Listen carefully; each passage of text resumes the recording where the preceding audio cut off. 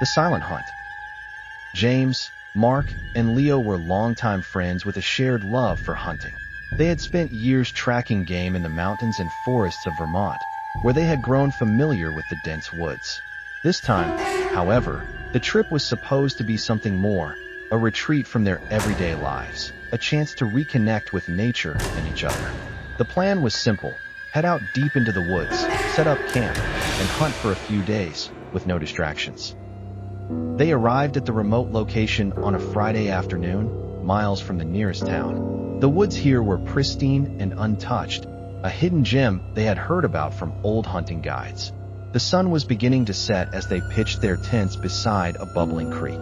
The air was crisp and cool, with the scent of pine and earth all around them. It seemed perfect, exactly what they had been hoping for. By evening, the men had a fire roaring and roasted fresh meat over it, laughing and reminiscing about old hunting trips. The crackle of the fire, the distant rustle of animals in the underbrush, and the smell of charred meat gave them a sense of peace. But as darkness fell, something felt off. The forest, typically alive with the sounds of night creatures, seemed eerily silent. The usual chorus of chirping crickets and hooting owls was absent. The only sound was the wind whispering through the trees, but even that seemed too soft, too unnatural.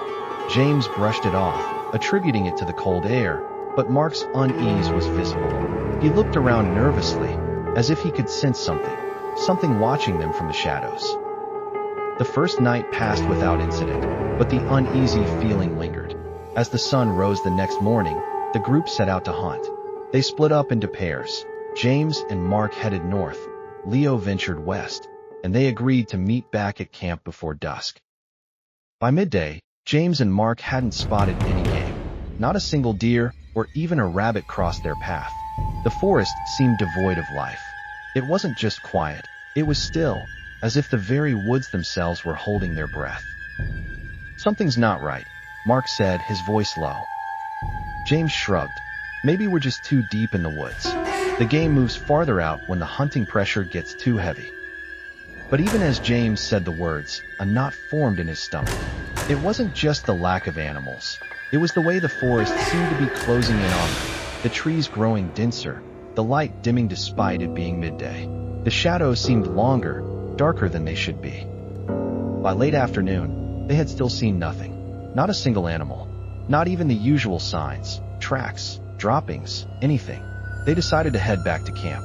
But as they made their way back, James noticed something strange. The ground was soft beneath his feet, the moss and soil sinking slightly, as if something heavy had been walking there. And the footprints, they weren't human. "They're too big," James muttered, kneeling to examine them. The tracks were enormous, almost the size of a bear's, but the way they were pressed into the earth didn't match the gait of any animal he knew. "We should get back," Mark said, his voice tight. James agreed, feeling a chill crawl up his spine. The two of them hurried back to camp, but when they arrived, something was wrong. Leo wasn't there. His pack was gone, his rifle left leaning against the fire pit. "Leo," James called out, but his voice cracked as it echoed through the trees. No answer. Panic rose in James's chest. Where the hell is he? Mark's eyes darted nervously. He's not far. He's probably just out hunting a bit longer. But as the minutes passed, then hours, their worry deepened. They called out again, scoured the camp, and even ventured into the woods, calling his name. There was no sign of Leo. As darkness fell, the forest seemed to grow more oppressive. The night air, cold and damp, settled around them like a weight. The wind had picked up, now howling through the trees, but still, there was no sound of life. No rustling of leaves, no cries of owls or coyotes, just an unsettling silence broken only by the occasional snap of a twig. Then, a scream pierced the air. It was a chilling, guttural cry, one of terror, echoing through the trees. James and Mark froze in place, their blood running cold. "It's Leo," Mark whispered, his face pale. Without a word, they bolted toward the sound, their hearts pounding. The scream grew fainter, then stopped entirely.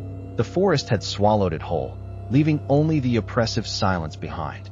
They ran, stumbling through the underbrush, branches whipping at their faces. The moon was full, casting an eerie light over the woods, but the shadows seemed to move, twisting unnaturally as if the trees themselves were alive. Then they found him. Leo was standing in a small clearing, his back to them. His clothes were torn, his face bloodied. His eyes were wide open in terror, staring at something in front of him, but he didn't seem to see them. He was frozen, his body rigid, like a puppet on invisible strings. "Leo," James shouted, but Leo didn't respond. They approached cautiously.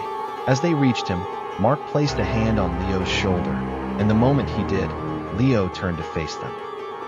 But it wasn't Leo anymore. His face was twisted in a grotesque grimace, eyes wide and unblinking. His mouth opened, but no sound came out. His skin had a pale, sickly sheen, and his hands trembled as if something was controlling them. The air around them grew colder, and the trees around them seemed to close in. The wind whispered a language James couldn't understand, words that made his skin crawl, words that sounded ancient and wrong.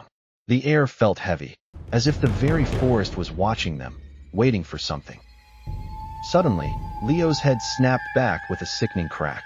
His eyes rolled back in his head, and the last thing James saw before Leo collapsed to the ground was the inhuman, twisted form of a creature emerging from the shadows behind him. It was massive, easily 8 feet tall, with shaggy fur and claws that glistened like obsidian. Its face was a horrifying blend of human and beast, with teeth as long as knives and eyes that glowed with a malevolent hunger. The creature let out a low, guttural growl, and before James or Mark could react, it lunged at them with terrifying speed. Mark screamed as the beast's claws ripped through his flesh, and James barely managed to scramble away, his heart racing in his chest. He turned to flee, but the forest seemed to twist and warp around him. No matter which direction he ran, the trees only led him deeper into the labyrinth. He could feel it behind him, the creature, the thing that had been stalking them, waiting for them to become its prey. His lungs burned as he ran, but he couldn't stop. The darkness closed in, suffocating, and then a sharp pain. James collapsed, his vision blurring as he looked up to see the glowing eyes of the creature staring down at him. Its face twisted into something almost like a smile as it raised its claws to deliver the final blow. And then, just as everything went dark, James understood the truth. The forest wasn't just a place for hunting. It was a trap, a hunting ground for something far older and far more terrible than any man could imagine. And it had fed on hunters like him for centuries. The last thing he heard was the sound of heavy footsteps approaching from the darkness. The silent hunt had begun.